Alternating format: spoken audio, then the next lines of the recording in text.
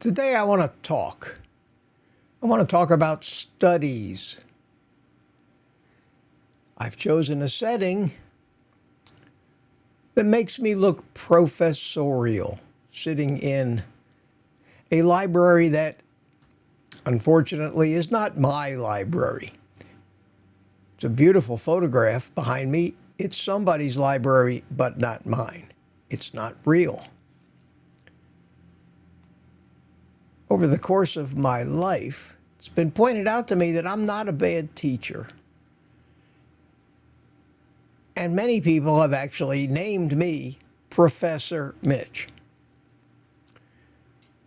But like the background in this set that I came up with, I'm not a professor. I don't have degrees in anything. I'm one of those what you might call self-made men, self-educated men. And while many people think, how could he know what he's talking about? He's never been to college. He's never learned.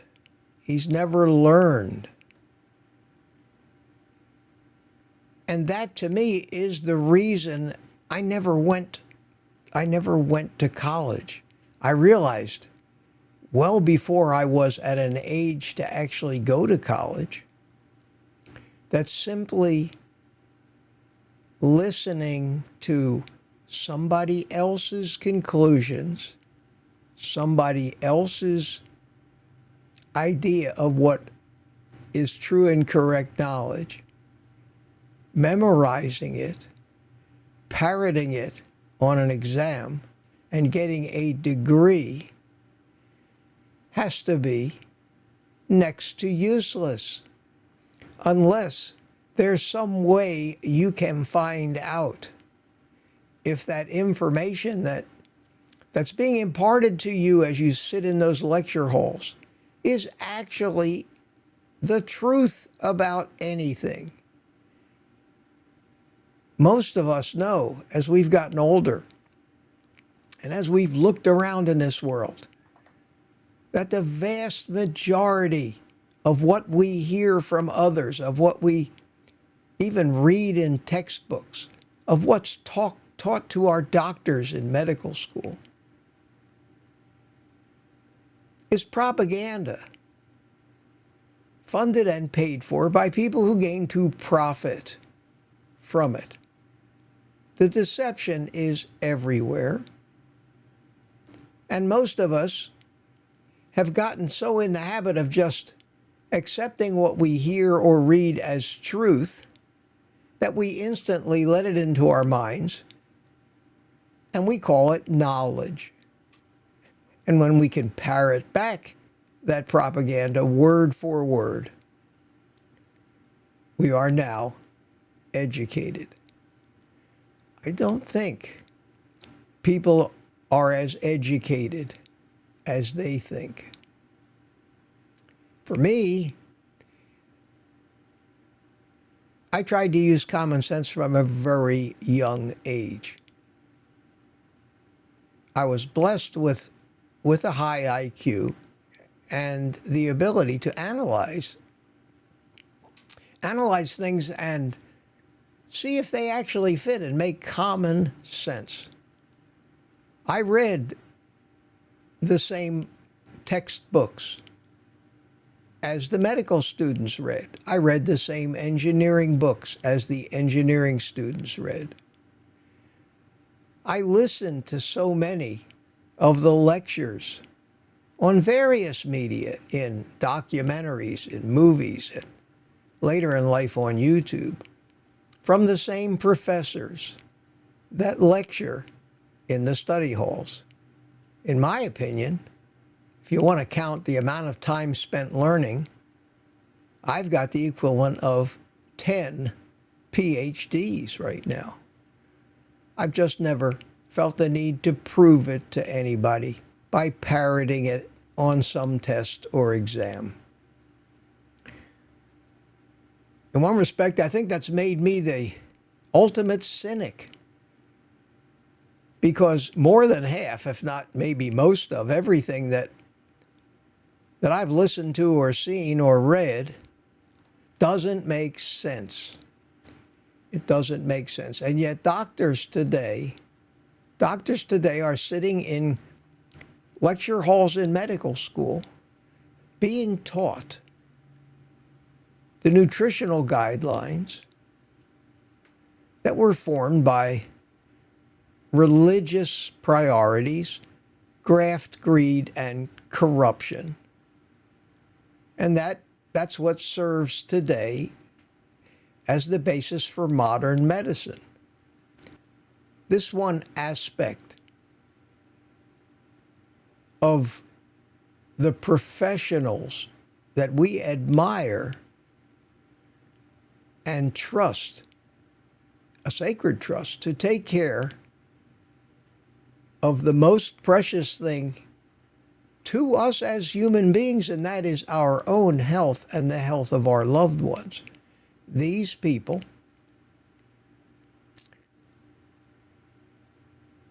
and it's becoming more and more obvious, are following a playbook. They've drank the Kool-Aid, and they justify it themselves by citing studies that supposedly back up the way they practice medicine, which these days is nothing more than writing prescriptions.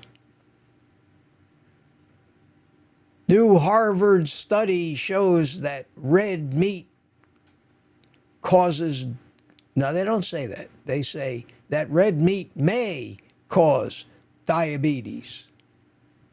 It's not a lie. Not a lie. Scratching your nose like this may cause diabetes. Probably not. But there's a slight chance somehow. And they take these very weak studies full of disclaimers, studies that actually weren't really studies at all, but just some analysis of some large epidemiological databases of weak evidence built on surveys and observations, trying to find some weak association without considering factors when you do studies of things they call confounders. Confounders. And one of the things that you normally see in these studies that try to show that red meat is harmful is what they actually count as red meat. So studies have been done. They've been publicized as the definitive proof by people with agendas who work for the food companies. These studies, in compiling their data, have to make a threshold of what is considered red meat in your diet. And if you're trying to figure out if red meat causes diabetes, when I think we've pretty well proven that it's sugar, not protein and fat, that cause diabetes. And if that's not obvious, to most of us who have been following carnivore by now, then somebody's drinking some Kool-Aid that they shouldn't. In this particular study, anybody who ate a hamburger at McDonald's or Wendy's was put into the red meat eater category and compared against people that ate no red meat. Well, what about all the sugar and carbohydrates and starches and milkshakes that come along with that 4-ounce beef patty that made up 5% of the meal? Well, it's red meat, isn't it? They actually counted pepperoni on a pizza and categorized these people as eating red meat. What else did these people do that might have caused the diabetes that they're now going to blame on this red meat? Were they health conscious or not? Did they exercise or not? Did they limit their intake of processed, ultra-processed foods, or eat primarily ultra-processed foods? There was no way to come up with any definitive data about how much of an effect that tiny little bit of red meat in this group's diet may have had when stacked against the enormous amount of carbohydrate those same people were eating along with their red meat. How can you definitively say that it wasn't the carbohydrate that caused diabetes? Because that's not what you wanted your study to say. Because the second major factor that makes most of these studies bogus is conflicts of interest.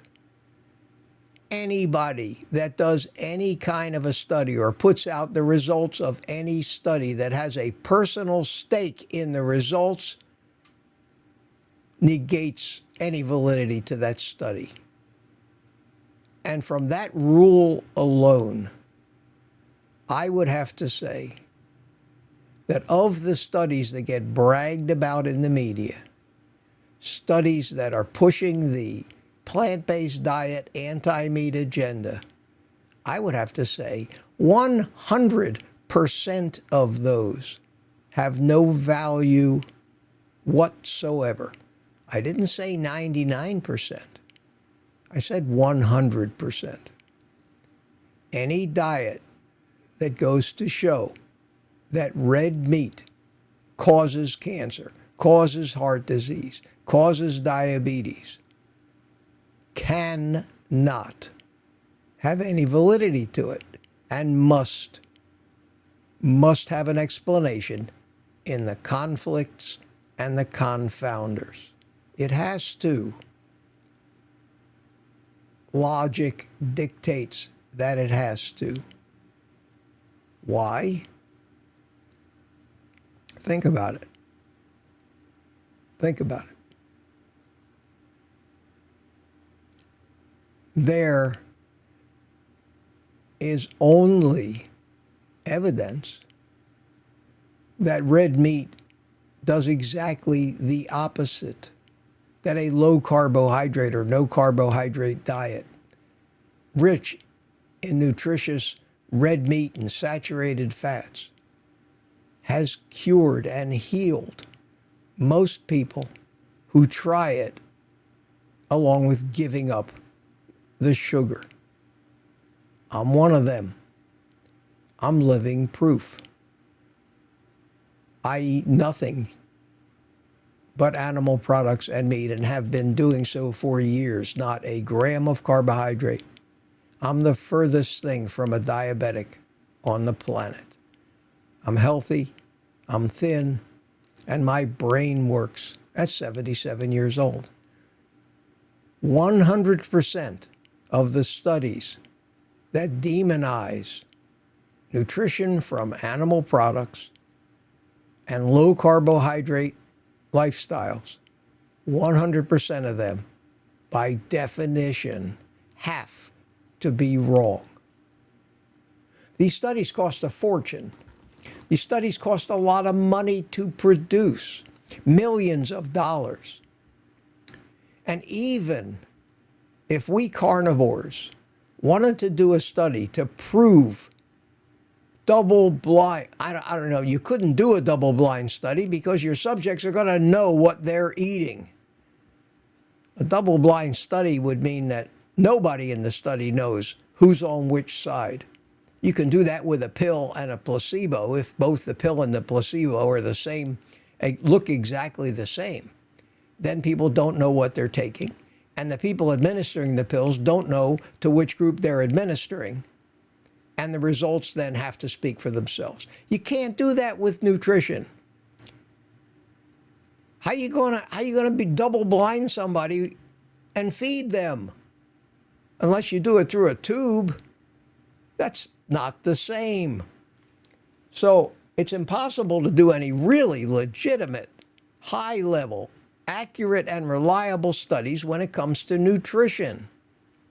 It's all nonsense. And if we even could do a study comparing a meat eater to a non-meat eater, it would take years to do anything definitive, to say anything. You can't do a study like that in a week or two. It would have to be years, 5, 10, 15, 30 years. It would have to be monitored daily.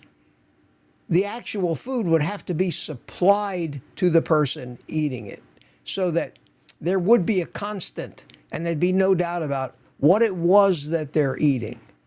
A study like that, if you could even get anybody to volunteer to be in it, would cost billions of dollars. It has never been done, and it never will be. Most studies that might be legitimate never get done because the only people that fund studies are people that intend to use the results as a marketing vehicle for their products or services. They go into these studies with agendas, they fund these studies, they design the actual experiments in the studies to favor the result they want to achieve, and then they go to work on the statistics at the end to take a tiny little percentage of maybe 1% absolute difference in results and blow it out by using relative risk to say 65% more people who eat red meat get heart attacks. CNN grabs a hold of the headlines, and that's all you hear for the next week, and you hear it everywhere. And red meat, again, takes it on the chin so that the food companies can keep selling their cheap, high-profit, poisonous, addictive junk to us. That's why there are absolutely no studies that prove definitively that high cholesterol causes artery clogging. No proof, no real studies. The closest we can come are what they call MAA Analysis. And these are compilations of multiple studies across multiple groups of people, selected by certain criteria so they match up as closely as possible. And the hope is that by averaging the results of 50, 100 studies over a period of 50 years, we may come up with something close to a real answer. When that's been done to the cholesterol hypotheses, the results have always been, and I have some copies of these particular MAA analysis, has always been that the higher somebody's cholesterol is, the longer their lifespan is. Exactly the opposite of what all of these highly touted and named studies, fraudulent ones, have been thrown in our face our entire lives. The takeaway, my friends, from Professor Mitch, sitting in his sophisticated library, wearing other than a t-shirt to appear knowledgeable and believable. The takeaway is very simply, ignore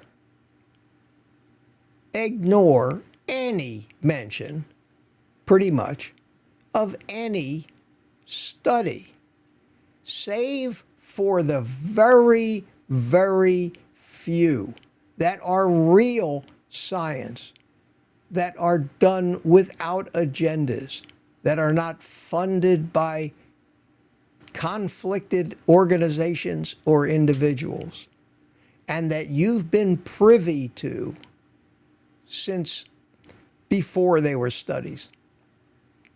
I can only think of a very few of those that I actually give any credibility to. And those are the studies that Dave Feldman is doing on lean mass hyperresponders. Be wary of any studies you might hear about involving nutrition. Be downright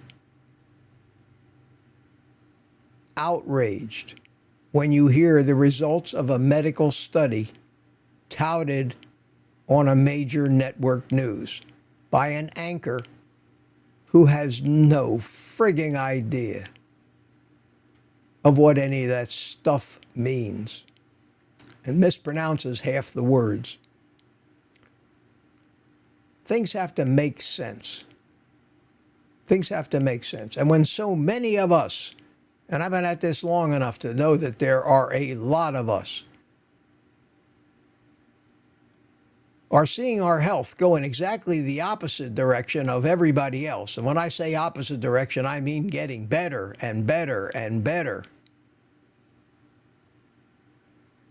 Something's rotten in the state of Denmark, as they say. Something does not add up. Something doesn't make sense. So be a cynic like me. Be a cynic like me. Don't get swayed by these things. I don't care if your doctor shows them to you, if the news shows them to you, if your neighbor comes running in with a newspaper headline telling you better stop eating that meat, you're killing yourself. Don't believe it. Know enough about it yourself to know that it's all nonsense, propaganda, agendized, conflicted, and follow the money. Follow the money, not the advice. Thanks for listening. Thanks for listening. It was fun playing dress up today. Sitting in God knows whose sophisticated library I'm in. And I thank them for letting me borrow it. Maybe it adds just another little bit of credibility to the things that I try to teach and try to make people understand, because it's just simple, pure logic and common sense. But the advice at the end, no matter what the scene and what the setup is always the same, my friends, and that advice is to take the rest of the day off and eat meat.